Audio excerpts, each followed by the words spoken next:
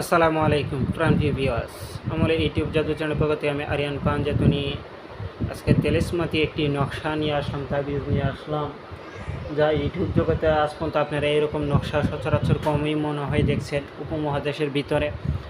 আজকে আমি আপনাদের মাঝে একটি নকশা নিয়ে আসলাম। বলেছিলাম আমি আপনাদের মাঝে এখন থেকে এমন কিছু বিদ্যা আপনাদের মাঝে দিব, যে বিদ্যাগুলো সচরাচর কারোর কাছে আপনারা পান নাই বা দেখেন নাই বা নামও শুনেন নাই। আজকের এই বিদ্যাটি দিয়েছে আপনি আপনার শত্রু পরিবারের যাই ঝামেলা, হিংসা, পরনিন্দা, ঝগড়া, মারামারি, হানাহানি সৃষ্টি করতে পারবেন। শত্রুর শরীরে বিষাক্ত বিষ ছড়িয়ে দিতে পারবেন, শত্রুকে রোগে আক্রান্ত করে ফেলতে পারবেন। তো বিদ্যাটি খুবই কঠিন, কাজ করা প্রয়োগ বিধি কঠিন। যারা এই দ্রব্যাদি সংগ্রহ করতে পারবে কেবল তারাই এই কাজটি করতে পারবে। তো কাজটি করতে গেলে 100 বার চিন্তা ভাবনা করেই কাজটি করবেন। তো এটা আমি আমার ইউটিউব চ্যানেলের ভিতরে এরকম বিদ্যা আমি কখনো দিয়েছি না, তো আপনাদের মধ্যে এখন থেকে কিছু বিদ্যা দেওয়ার চেষ্টা করব। আর এই বিদ্যাটি কাজ করতে গেলে আমার কাছ থেকে সর্বপ্রথমে এজাজত ব্যবহৃত কোনো কাজ করলে কখনো কাজ হবে না। আমি আমার এই আসন শক্তির বলে আপনাদেরকে বলে দিলাম। তো কাজটি করতে গেলে সর্বপ্রথমেই আমার কাছ থেকে আপনার নাম, আপনার বাবার নাম, মায়ের নাম, ঠিকানা, বয়স লিখে দিয়ে এবং লা ইলাহা ইল্লাল্লাহ মুহাম্মাদুর রাসূলুল্লাহ আল্লাহু আকবার অথবা ইয়া মাওলা আলী মুশকিল কুশা শব্দটি আপনাকে লিখে দিতে হবে। যে কোনো একটি শব্দ 4 বার লিখে দিতে হবে, ঠিক আছে? এটি আপনি আপনার শত্রুকে ঘায়েল করতে পারবেন, অসুস্থ করতে পারবেন, শাস্তি দিতে পারবেন, শত্রু পরিবারে বিশৃঙ্খলা সৃষ্টি করবেন, ঝগড়াঝাটি, হানাহানি, মারামারি, কাটাকাটি করতে পারবেন, একজনের সাথে আরেকজনকে সেই রকম হানাহানি, মারামারি, কাটাকাটি করাইতে পারবেন এবং দুটি এলাকার মধ্যে আপনি ঝগড়াঝাটি সৃষ্টি করে দিতে পারবেন এই বিদ্যাটি দিয়ে।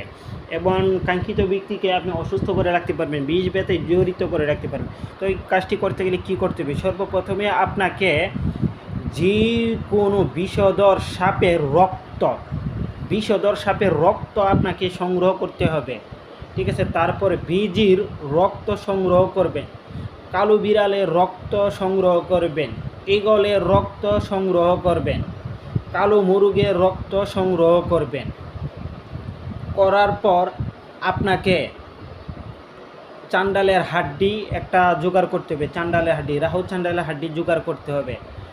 তারপর তামার পাতলা পাতের মধ্যে 3টি নকশা আপনাকে অঙ্কন করিতে হবে। তামার পাতলা পাতের মধ্যে 3টি নকশা অঙ্কন করিতে হবে। কামারের ঘর থেকে লোহা কলম তৈরি করে এনে তামার পাতের মধ্যে, পাতলা কাগজের পাতের মধ্যে আপনাকে এই নকশাটি সেম টু সেম অঙ্কন করবেন। তারপরে নকশার নিচে আপনি আপনার শত্রুর মাতা পিতার নাম, তার অসুস্থতা, তার বিষয়টা আপনি উল্লেখ করে দিবেন। করার পর ইয়া কাহারু কুল ফায়াকুন, ইয়া কাহারু কুল ফায়াকুন, ইয়া কাহারু কুল ফায়াকুন, ইয়া কাহারু, ঠিক আছে? 3300 বার পড়বেন। এই 3টি নকশার উপরে 3300 বার পড়বেন, ঠিক আছে? 1100 বার পরে 3টি নকশার উপরে দম করবেন, আবার 1100 বার পরে 3টি নকশার উপরে দম করবেন, আবার 1100 বার পরে 3টি নকশার উপরে দম করবেন। এবং প্রতিবারে আপনি বলতে হবে অমুকের পুত্র অমুক বা অমুকের কন্যা অমুক অমুক স্থানে অমুক হক, ঠিক আছে? এটি অঙ্কন করে আপনি ওই যে রক্তটা আছে না, যে রক্তগুলা, এটা মাটির ঠুলির মধ্যে এই নকশাটা আপনি রাখবেন। রাখার পরে ওই রক্তগুলো আপনি ওই স্থানে এই মাটির ঠুলির মধ্যে দিবেন। দেওয়ার পর 3টা ঠুলি গেলাম আপনার লাগবে, 3টা ঠুলি। একটা নকশা আপনি মাটি ঠুলির মধ্যে দিবেন এবং রক্তগুলা দিবেন, কিছুটা রক্ত দিবেন। দিয়ে আপনি 3 দিন এই নকশাটা হালকা হালকা করে জাল দিবেন। এবং জাল জনে দিবেন ডিজেল আছে না, হুন্ডারের ডিজেল আপনি এই নকশার মধ্যে দিয়ে দিবেন। হালকা হালকা জিমায় আপনি তাপ দিবেন, ঠিক আছে? রক্তগুলা বাড়ায় সংগ্রহ করবেন, করে এটার মধ্যে তাপ দিবেন, ডিজেল দিয়ে দিবেন, একটু বাড়ায় ডিজেল দিয়ে দিবেন। দিয়ে আপনি নকশাটারে তাপ দিবেন। আরেকটি ঠুলির মধ্যে আপনি এই নকশাটা রেখে দিবেন এবং এই রক্তগুলা দিয়ে দিবেন। আরেকটি ঠুলির মধ্যে এই নকশাটা রেখে দিবেন, এই রক্তগুলা দিয়ে দিবেন। দেওয়ার পর আপনি একটি নকশা, এই ঠুলি আপনি ছোটো মাটির ঢাকনা দিয়ে ঢেকে দিবেন। ঢেকে দেওয়ার পর আপনি কালো কাপড় দিয়ে বেষ্টনী করে আপনি শ্মশানের বট গাছের তলে আপনি এটা উল্টায়া আগে কালো একটা পলিথিন কাগজ দিয়ে পেঁচাইবেন।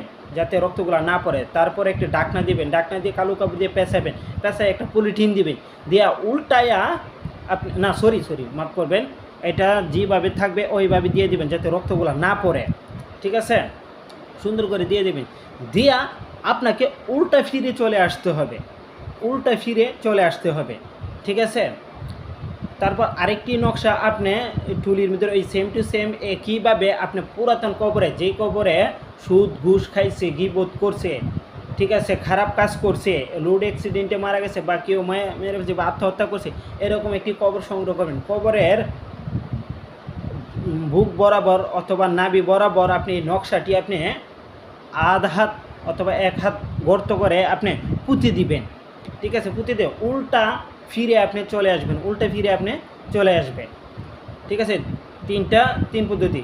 শেষের দিন যে নকশাটা আপনি তাপ দিবেন, ওই নকশাটা একই সেমভাবে পেস্টন হিট করে আপনি কাঙ্ক্ষিত ব্যক্তির চলাফেরা রাস্তায়, যে হরদম চলাফেরা করে ওই রাস্তায় আপনি নকশাটি থুলিটি আপনি পুঁতি দিবেন।